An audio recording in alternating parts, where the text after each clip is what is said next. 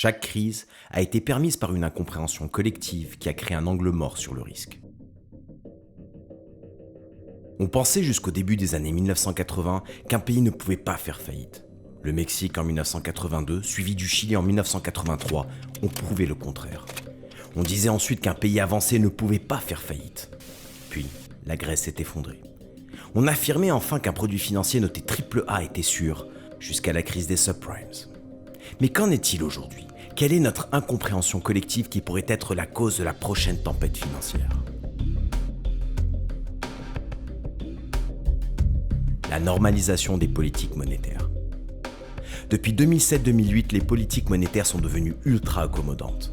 Le problème, c'est que la normalisation des politiques monétaires peut avoir des conséquences substantielles. Et si les banquiers centraux tardent à resserrer leurs politiques, ils contribueront à rendre la finance instable.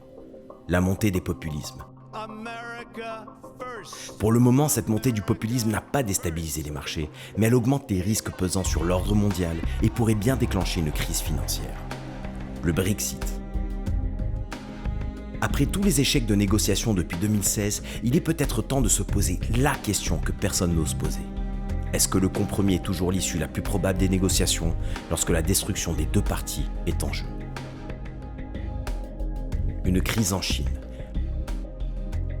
Le crash chinois à l'été 2015 a donné des sueurs froides au marché. Une crise plus grave pourrait avoir des répercussions terribles sur l'économie mondiale. Le Japon vieillissant et surendetté. Avec sa population vieillissante, son endettement record et sa politique monétaire ultra accommodante, les problèmes du Japon sont connus depuis longtemps et peuvent être à l'origine d'une crise. Valorisation excessive.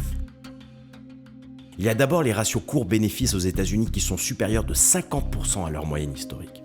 À cela s'ajoute l'endettement clairement excessif sur de nombreux marchés émergents et dans certaines économies développées. Sans oublier l'immobilier commercial et résidentiel qui est beaucoup trop coûteux dans de nombreuses régions du monde. Les prêts étudiants,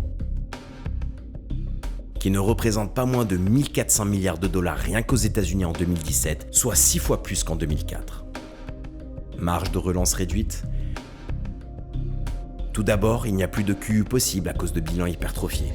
Un autre problème, ce sont les faibles marges d'abaissement des taux, sans oublier que les sauvetages dans le secteur financier pourraient être intolérables et donc impossibles à cause justement de la montée des mouvements populistes dans les pays en question.